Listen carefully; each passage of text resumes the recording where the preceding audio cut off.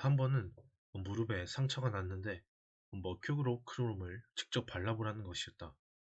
아버지는 내가 대강 바르는 것을 보더니 이 사내 새끼가 약 바르는 것을 수없이 보았을 텐데 눈통 장님이었네 라고 꾸중하였다. 그리고 간호사를 한 명 부르더니 약을 발라주라고 하였다. 이 치료가 끝나고 나가려는데 아버지가 뭘 보았느냐고 물었다. 나는 대답을 못했기에 야단을 또 맞았고 또다시 약이 발라졌다. 비로소 나는 약솜이 상처 위에 놓인 뒤 원을 그리며 밖으로 나감을 알았다. 그래야 세균에 감염되지 않는다는 것이었지만 그때 나는 고작 17살이었다. 그런 교육이 초등학교 저학년 시절에 수없이 이루어졌다. 아버지가 내게 심어주려고 한 것이 어떤 일 전체의 뼈대를 보는 능력이었고 일을 하는 데 있어서의 세부적인 것을 놓치지 않은 방법론이었음을 깨닫게 된 것은 내가 이 세상을 홀로 살아가기 시작하면서부터였다. 내가 남들보다 일을 더 잘한다는 것을 알았던 것이다. 어린 시절 나는 장난이 매우 심했다. 초등학교 시절 한 번은 카브, 카브, 카바이트 볼이 신기해서 1리터짜리 링거병에 카바이트를 담아놓고 불을 붙였다가 뻥 하는 소리를 내며 고무가게가 튀어나가면서 폭발을 일으킨 적도 있었다. 링거병 속의 굵은 유리관을 카바이트 가스 도출관으로 사용하는 바람에 불길이 병 안으로 역류되어 일어난 폭발이었다. 원래는 카바이트 가스 토출구는 바늘구멍 크기가 되어야 하는데도 나는 토출관이 굵으면 불꽃도 엄청 클 것으로 믿었던 것이다. 또 한 번은 병에 실을 감고 석유를 실 위에 뿌리고 불을 붙인 뒤 뜨거워졌을 때 찬물에 넣으면 병이 쩍 갈라지는 것이 재미있어서 몇 차례 장난을 치다가 석유 대신 라이터 기름을 뿌린 것이 원인이 되어 집에 불을 냈었다.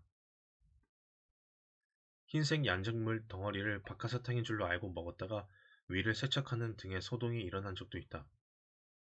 이 암실문을 열어놓은 채로 엑스레이 필름통을 여는 바람에 필름을 못쓰게 만든 적도 있었는데 엑스레이 담당자는 기계 고장으로 알고 난리를 쳤다. 중학교 1학년 당시에는 탁종 화약을 전부 까서 가루로 만들기 위해 두 손으로 비비다가 이 마찰력 때문에 화약이 폭발하여 그만 10손가락 모두의 화상을 입은 적도 있다. 내가 어릴 때 저지른 장난은 끝이 없다. 이 자상함은 전혀 없던 아버지였지만 신기하게도 내가 저지른 장난에는 결코 야단을 치지 않았다. 그저 다시는 그런 짓을 하지 말라고 말씀하시는 정도였다. 그러나 내가 같은 장난을 또 하면 엄청난 꾸중을 들었다. 이 자식들에게 매를 드는 분은 아니었으나 당신이 하나를 말하면 내가 열을 알기를 바랐기에 아버지는 어린 나에게는 두렵기도 했다.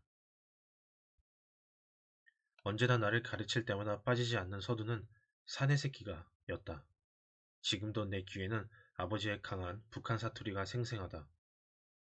이 사내 새끼가 머리에 그것밖에 안 들면 어디에 쓰겠냐.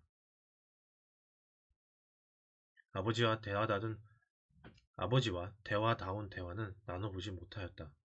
워낙 성격이 무뚝뚝하기도 하였지만 대화라는 것을 하기에는 내가 너무 어렸고 아버지는 너무 연로하였다. 초등학교 시절 나는 땡이가 등장하는 만화를 대단히 좋아했으며 어른들이 물었을 때의 꿈은 과학자가 되는 것이었다. 지긋지긋하게 과외에 매달렸지만 인류 중학교 입시에서 낙방한 뒤 중간 정도의 중학교에 들어갔고 동계 진학으로 같은 고교까지 가게 된다. 이 중고교 시절 내내 나는 공부를 등한시하였지만 아버지에게서 야단 한 번 맞지 않았다.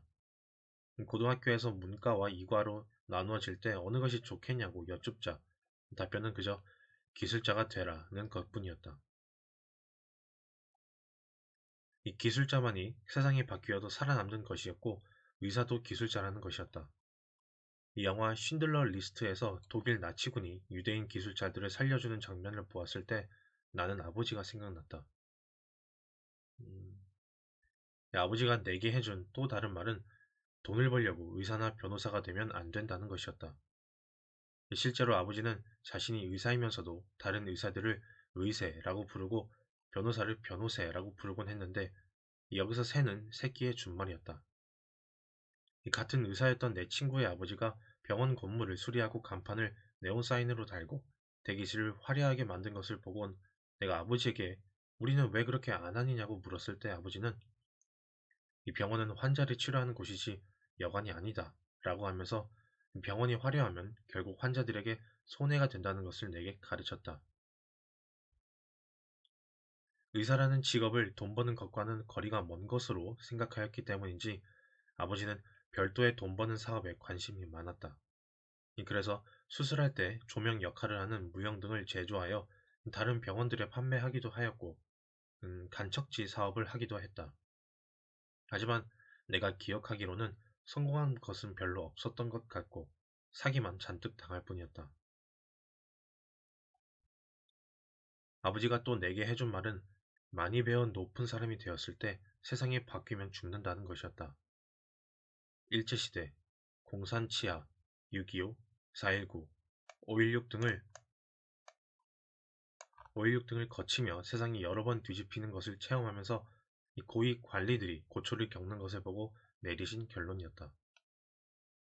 그래서인지 공부 열심히 하여 높은 사람이 되라는 말은 한 번도 듣지 못했다.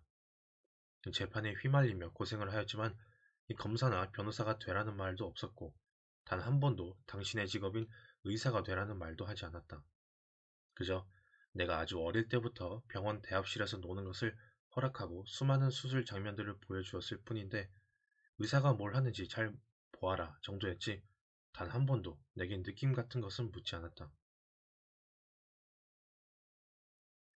지금 생각해보면 중학교 2학년이었던 나에게 출산 장면을 보여주거나 수술 도중 환자의 창자에서 꿈틀대는 기생충들을 보여준 것, 고등학교 1학년이었던 내게 음독 자살을 시도하여 혼수 상태에 빠진 아름다운 20세 처녀의 음부에 도녀관을 끼워 넣은 장면이나 물에 퉁퉁 불어 반쯤 썩은 시체의 뱃속을 보여준 것 등등은 좀 심했다 싶지만 아마도 인간 육체의 실상을 빨리 직시하라는 뜻이 강하였으니 생각한다.